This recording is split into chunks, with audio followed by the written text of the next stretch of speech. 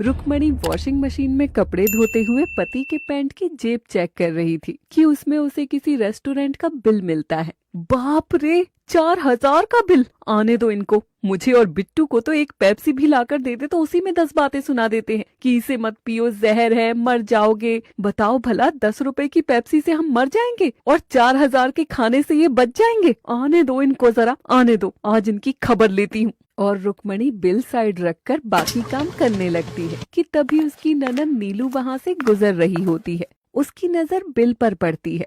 4,000 का बिल! भाभी, आप और भैया अगर ऐसे खर्च करने लगोगे तो फिर बिट्टू के लिए बचेगा कैसे? धत, तुझे लगता है कि हम 2 रुपया भी खर्च करेंगे बाहर जाकर, वो भी रोटी सब्जी पर? छी, ये तो तेरे भाई के शौक निराले होते जा रहे हैं। आने दो आज इनको। तभी नीलू का ध्यान बिल पर किए गए साइन पर जाता है, जहाँ आर करके कुछ लिखा हुआ था। पर भाभी, भैया का साइन तो एम से होगा ना? एम फॉर माधव, है ना? और यहाँ आर लिखा है। तुम तो साथ नहीं थी। ना ना, विद्या रानी की कसम, मैं नहीं थी तेरे भैया के साथ। पर भैया के तो दोस्त भी ऐसे हैं, श्याम, सुनील, सोनू। तो ये आर कौन आ गया?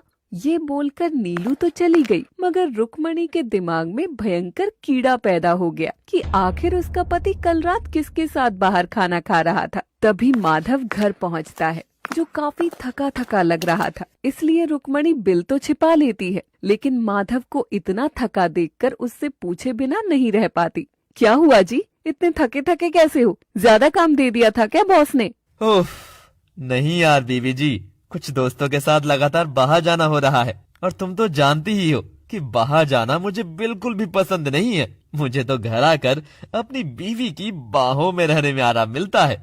और खाना खाना पसंद है तुमको बाहर का? खाना? हाँ हाँ, खाना तो सबको ही पसंद है, पर मुझे तो मेरी घरवाली के हाथ का लिट्टी चोखा के आगे 5 स्टार के पकवान व्यंजन भी पानी लगते हैं, पानी। अच्छा जी, तो बना दूं आज वही? नहीं, मेरा मतलब है कि वो मैं आज भी थोड़ा व्यस्त रहूंगा ना, कल खाते हैं ना।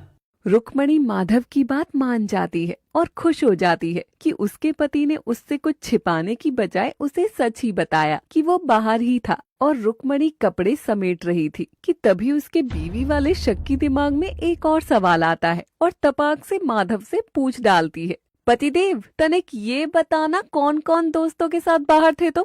ये क्यों पूछ रही हो? तुम मुझ पर शक कर रही हो क्या? धत, शक करे मेरी जुत्ती। अगले हफ्ते तुम्हारा जन्मदिन आ रहा है ना, तो बड़ा जीवनवार रखने की सोच रही हूँ। इसलिए सोच रही हूँ कि उन दोस्तों को भी न्योता दे दूं। वो हाँ ठीक है। मुकेश, सुनील, दीपक, बस हम 4 ही लोग थे।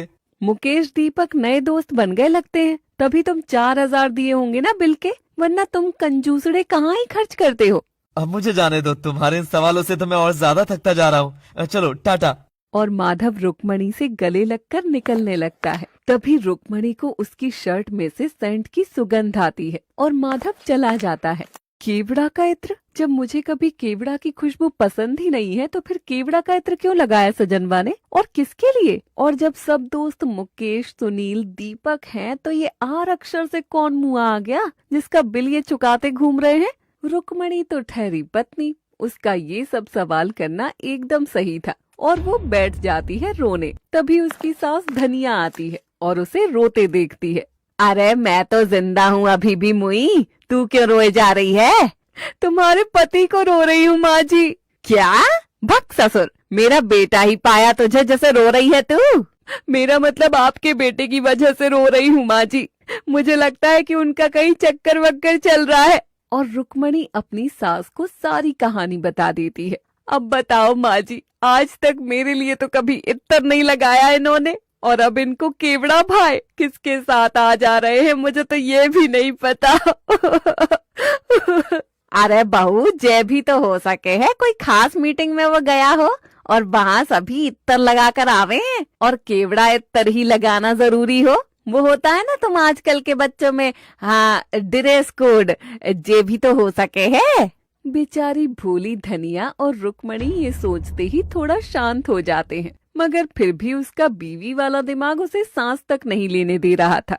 सासू माँ, मान लिया काम के चक्कर में फैला है सारा रायता, लेकिन आजकल ना ये टिफिन खाली करके आते हैं, ना कमरे में आकर मुझे प्यार से देखते हैं। इतने थके रहते हैं कि आकर बस सो ही जाते हैं। कभी नई साड़ी भी पहन लूं तो उसी में मुझे सोना पड़ता है, लेकिन क्या मजाल ये मेरी ओर देख भी ले। क्या जे क्या बोल रही है? इसका बहुत दिनों से तेरे और माधव के बीच है कोई प्यार नहीं? नहीं ना सासू माँ, अब बार बार पूछोगी तो मैं तेज रो दूंगी।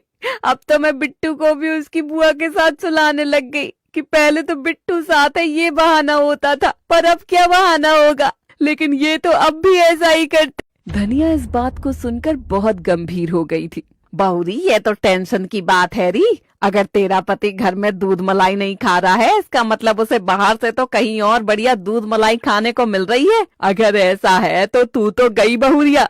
पर माँ जी, मैं कैसे पता करूं? मैं तो कुछ भी नहीं जानती हूँ, ना इनका ऑफिस ना इनके दोस्त, बस नाम ही सुनती हूँ। और अब तो इस आर अक्षर की बला का भी अता पता नहीं है। रुक्मणी बिटिया, तू बीवी है, तेरे पास ही तो पता करने की शक्तियाँ हैं। जो केवड़ा सुनकर पता लगा ली कि पति की चाल ढाल कुछ बदले है, तो क्या तू पूरा का पूरा पति देखकर नहीं पता कर सकती? तू पता कर माधव के बारे में। मेरा बेटा हुआ तो क्या हुआ, अगर गलत करते पकड़ा गया तो हम दोनों मिलकर उसकी पुंगी बजाएंगे। ये सुनकर रुक्मणी बहुत खुश होती है और अपनी सास के गले लगती है। धनिया जैसी अच्छी सास ने रुक्मणी को आगे बढ़ने की हिम्मत दे दी थी और धनिया और रुक्मणी अपनी जासूसी की तैयारी करने लग जाती हैं। दोनों ने एक एक काला चश्मा लगाया। धनिया ने भी पहना सूट और रुक्मणी ने भी पहना सूट और अपनी हेयर स्टाइल चेंज करके हुलिया ही बदल डाला। सासू माँ, मगर ये सब क्यों? अरे तूने फिल्म नहीं देखी क्या, वो वाली? कौन सी वाली? सासू का बदला, बहू काटे सास नाचे, पति की कमर पर बहू की बंदूक। इन सब में वो ससुर जासूस लोग ऐसा नहीं गेटअप बनाते हैं। गेटअप तो ठीक है, पर ये सूट किस लिए? बड़ा ही अनकंफर्टेबल है। मेरी बहू एकदम ही ट्यूबलाइट क्यों है भगवान? अरे ये सूट सलवार इसलिए ताकि कहीं कोई देख ले, पकड़ ले तो भागने में आसानी हो। और धनिया रुक्मणी को ऊंचा ऊंचा उछलकर भाग कर दिखाती है। सासू माँ, सच में आप जैसी साथ देने वाली सास अगर सब बहुओं को मिल जाए तो वो भी स्ट्रांग हो जाती हैं। दोनों अपनी जासूसी की तैयारी कर ही रही थी कि तभी माधव घर आ धमकता है। उसके साथ एक लड़का भी था। माधव पहले तो अपनी माँ और बीवी को उस गेटअप में देखकर खूब हंसता है। अरे ये क्या होलिया बना रखा है तुम दोनों ने? टाइम पास के लिए सर्कस वगैरह तो नहीं ज्वाइन कर लिया? हाँ नहीं। हाँ चुप कर रही। अरे तेरा जन्मदिन आ रहा है ना अगले हफ्ते, तो बस उसी की तैयारी कर रहे हैं हम सब। सोचा इस बार ड्रेस कोड रखते हैं। कैसे लग रहे हैं हम दोनों? एकदम ही कार्टून। अच्छा वो सब छोड़ो, माँ और बीवी जी जरा फटाफट खाना लगा दो ना, और पहले चाय नाश्ता भी लगा दो। ये मेरा दोस्त रवि है, कल हम लोग बाहर खा लिए ना, तब से बेचारे का पेट ही खराब है। रवि का नाम सुनते ही रुक्मणी के कान खुल जाते हैं और धनिया को भी झटका लगता है। जहाँ वो सब आर अक्षर का पता लगाना चाह रहे थे, माधव तो उसे घर ही ले आया। हाँ माँ जी, पता नहीं ये बड़के रेस्टोरेंट वाले क्या जमाल घोटा मिलाते हैं खाने में, जो खाते ही पेट बिगड़ता है। ऊपर से खाने के रेट सुनो तो लगेगा बस घर के जेवर ही बेचने पड़ेंगे अब तो। 4-4 हजार रुपए बिल दो और तब भी तबीयत बिगड़े। लो जी, कर ली बात। ए जी 8-4 हजार मुझे दे दिया करो, मैं 5 स्टार से भी बढ़िया खाना बनाकर खिला दूंगी। ठीक है, बैठो आप सब, मैं अभी खाना लेकर आई। और धनिया और रुक्मणी अपना चश्मा साइड रखकर चुपचाप रसोई में काम करने लग जाती हैं। दोनों में चुप्पी थी। वो समझ गई थी कि उनका शक फिजूल ही था और खाना परोसा जाता है। माधव मुस्कुराते हुए खाना खा रहा था। थैंक्स दीपक, तू रवि बनकर यहाँ आया। अरे यार, तूने भी तो कितनी बार मेरा चक्कर संभाला है। तेरे लिए कुछ भी, बस भाभी का शक दूर हो गया ना। खाने में नमक मिर्ची अगर एकदम सही है तो समझ ले तेरी भाभी भी सही है। तू मस्त खाना एंजॉय कर। और इस तरह माधव अपने इस प्लान में कामयाब हुआ। कुछ तो बड़ा माजरा है माधव का, लेकिन वो क्या है और घर वाली और बाहर वाली का खेल जानने के लिए आप सब देखते रहिए नई कहानी